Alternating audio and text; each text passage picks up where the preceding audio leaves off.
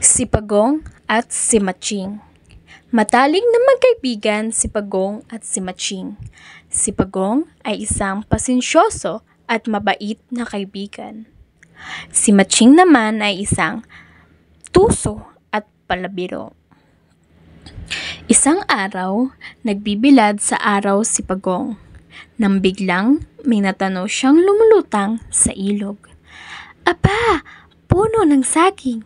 Tumalon siya sa ilog at lumangoy hanggang maabot niya ang puno ng saging.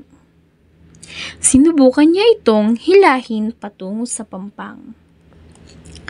Ngunit kahit anong gawin niya, hindi niya ito mahila palabas ng tubig. Umahon si Pagong para hanapin si Matching. Matching! May nakita akong puno ng saging sa ilog. Tulungan mo naman akong dalhin ito sa aking hardin para maitanim ko. Kung tutulungan kita, dapat kahati ako sa puno, sabi ni Matching na talagang mahilig sa saging. O sige, sagot ni Pagong. Kaya nagtulungan ang dalawa na dalhin ang puno sa hardin ni Pagong. Ngayon, kailangan nating maghukay sa lupa, sabi ni Pagong. Ano? Hindi ba nagkasundo na tayo na hahatiin natin ang puno? Oo, pero kailangan muna nating itanim ang puno para tumubo ito at mamunga, tapos paghahatian natin ng mga saging. Hindi ganyan ang paghati, sabi ni Matching. Dapat ngayon mismo natin hahatiin ang puno. Pero hindi mabuti ang ganyang paghahati, sagot ni Pagong. Wala akong pakialam, sigaw ni Matching. Gusto ko, ang hati ko ngayon din. Tahimik na pinutol ni Pagong ang puno. Tinignan ni Matching ang dalawang hati. Ang itaas na bahagi ng puno ay mayabong sa mga lunti ang dahon.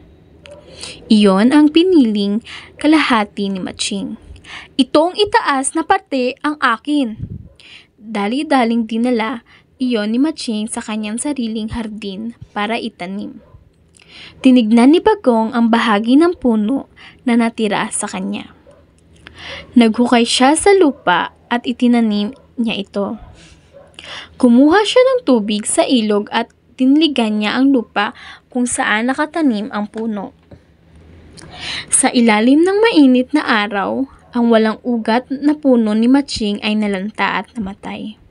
Samantala, ang puno ni Pagong ay lumaki ng matayog at sa madaling panahon ay nagkaroon din ng mga dahon. Di nagtagal, namunga rin ito ng mga saging. Nang hinog na ang saging, gusto nang mamitas ng ilan si Pagong. Ngunit hindi siya makakyat sa puno. Muli siyang pumunta kay Matching. Sabi ni Pagong, kung pwede sana'y akyatin mo ang puno at mamitas ka ng saging. Maghulog ka ng ilan sa akin. Siyempre, pwede ka rin kumain ng ilan. Madaling naakyat ni Matching ang puno. Nang maabot niya ang mga saging, nagsimula na siyang kainin ang mga ito. Naghintay si Pagong, ngunit walang inihulog na saging si Matching. Bigyan mo naman ako ng ilan, sabi ni Pagong. Ayoko nga, sagot ni Matching. Dinaya mo ako noon nang ibinigay mo sa akin ang iyong parte ng puno na hindi namumunga. Ngayon, kakainin ko itong lahat. Bigyan mo naman ako ng kahit ilan, dunlog ni Pagong. Tinapon ni Matching kay Pagong ang mga balat ng nakainan niyang saging. O ayan! Dito nagalit si Pagong, kumuha siya ng mga tinik at ipinalibot niya ito sa paanan ng puno. Tapos, nagtago siya sa damuhan. Si Matching naman, matapos kainin ang lahat ng saging ay tumalon pababa mula sa puno. Aray! Aray! Sigaw niya dahil natapakan niya ang mga tinik. Napatawa si Pagong na makita niya ito. Narinig ni Matching ang tawa ni Pagong at sinugod niya ito sa pinagtataguang lugar. Binaligtad ni Matching si Pagong. Kaawa-awang Pagong, Hindi na siya makabangon sa pagkatihaya. Paparusahan kita, sabi ni Matching. Paano kaya?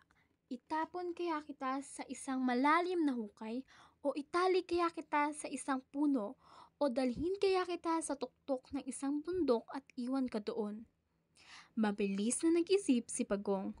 Wala sa akin kung iiwan mo ako sa tuktok ng bundok o itali ako sa puno o kahit itapon mo ako sa malalim na hukay. Huwag mo lang akong itatapon sa tubig. Humalakhak si Matching. Ayaw mo sa tubig? Ngayon, alam ko na kung paano kita paparusahan. Binuhat ni Matching si Pagong at dinala sa ilog.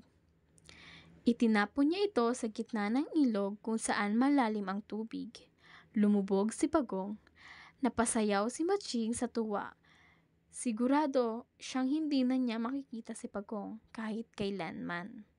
Ngunit biglang lumitaw ang ulo ni Pagong mula sa tubig.